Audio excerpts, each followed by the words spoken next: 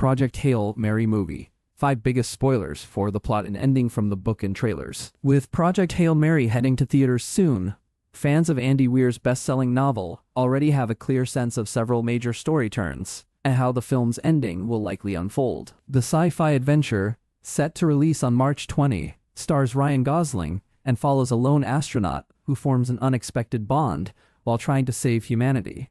Directed by Phil Lord and Christopher Miller, with a script by Drew Goddard, the movie's trailers suggest a very faithful adaptation, making it easy to identify some of the biggest spoilers more than a month before release. Some fans are already frustrated by how much the trailers have revealed, arguing that they strip away the mystery that made the book so compelling for first-time readers. Still, marketing is in full swing, and Amazon MGM Studios clearly views Project Hail Mary as a potential breakout hit, possibly even its own version of The Martian, Weir's other massively successful screen adaptation also written by Goddard. As one of the biggest sci-fi releases of the year ahead of Avengers, Doomsday, the film carries real pressure to help kick off big-budget theatrical moviegoing in 2026. For viewers who haven't read the novel, the trailers play like a standard high-concept space thriller, but for readers, they feel more like a highlight reel, already signaling where the story of teacher-turned-astronaut Ryland Grace, Gosling, is ultimately headed. In Weir's Project Hail Mary, upon waking up in a spaceship,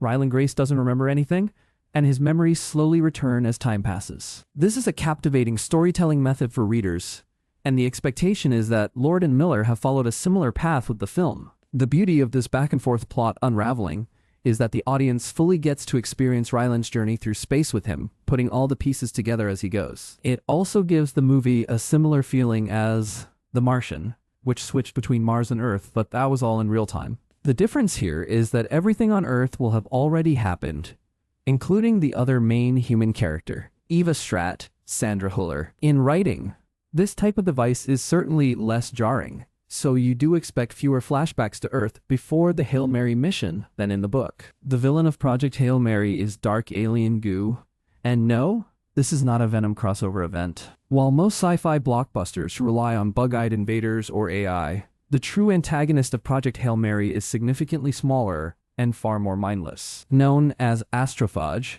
this single-celled organism is essentially an interstellar mold with an appetite for solar energy. Don't expect any bone-chilling soliloquies from this antagonist. The microbe lacks a master plan for galactic domination, yet its biological drive to reproduce creates a Petrova line that slowly drains the sun's lifeblood. In a twist, this microscopic villain also serves as the story's primary resource, providing the fuel necessary for the Hail Mary ship to reach deep space.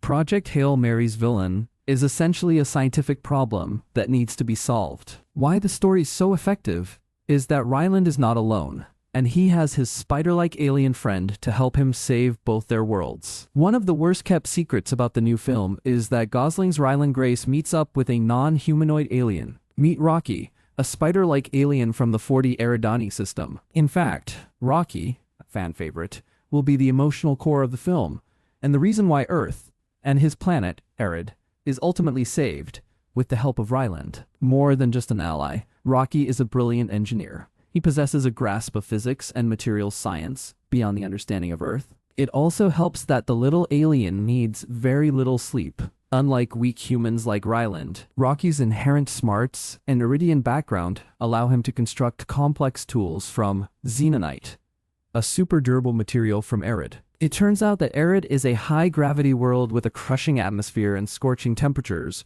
where the inhabitants evolved without eyes, relying on sonar to navigate, which explains Rocky's appearance. Despite these radical biological differences, communication between Rocky and Ryland is achieved through a melodic language of musical chords, a joy to listen to on the audiobook, eventually translated through a custom software program. Their partnership transcends typical alien encounter tropes, with a shared intellectual curiosity and a mutual need to solve the astrophage crisis. Following this best friendship, Gosling will be in a mentor and apprentice relationship in Sean Levy's Star Wars, Starfighter. Ryland Grace may wake up in Chapter 1 as humanity's last hope, but the memory-wiped scientist is actually a hero by force rather than by choice. Originally a disgraced biologist turned middle school teacher, Grace was recruited by the iron-fisted Eva Stratt, in charge of the international task force trying to save the world, to decode the mysteries of the astrophage. In a shocking twist to the readers and Ryland, A pre-Hail Mary launch explosion wiped out the intended crew, and it turns out the hero of this story was a coward. Strat tapped Rylan for the mission, only to be met with a flat-out refusal, because the teacher had no desire to die on a one-way suicide mission. Recognizing him as the only person who could save the world, Strat ignored his pleas and had him forcibly drugged and loaded onto the Hail Mary like cargo. Ryland was kept under heavy sedation and given amnesia-inducing medication, meaning his journey to save the sun began as a literal kidnapping. This twist shatters the brave explorer archetype, but also sets him up for great things as the story unfolds, now that he's in this dire situation. Wait, he doesn't go home. Moviegoers this March, probably. In a major departure from traditional survival epics, Ryland makes the gut-wrenching decision to abandon his journey to Earth after realizing the Tomeba, a single-celled predator that naturally consumes astrophage, will leave Rocky's ship stranded and fuelless.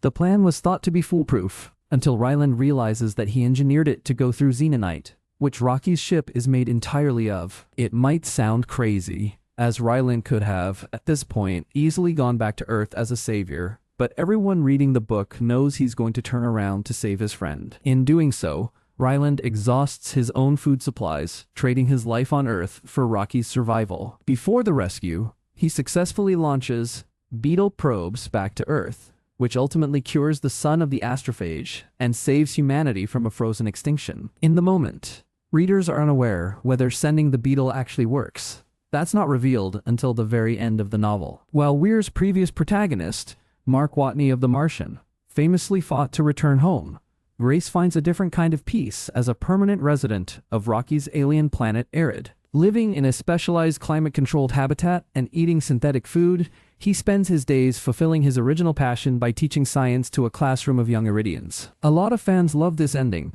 but some critics say it was too easy, or too quick for them to make Ryland comfortable on a planet that should be uninhabitable for humans. This bittersweet conclusion will certainly be part of the movie. Seeing Gosling's character find fulfillment as an interstellar immigrant rather than a returning hero is a twist that provides a new take on what qualifies as a happy ending.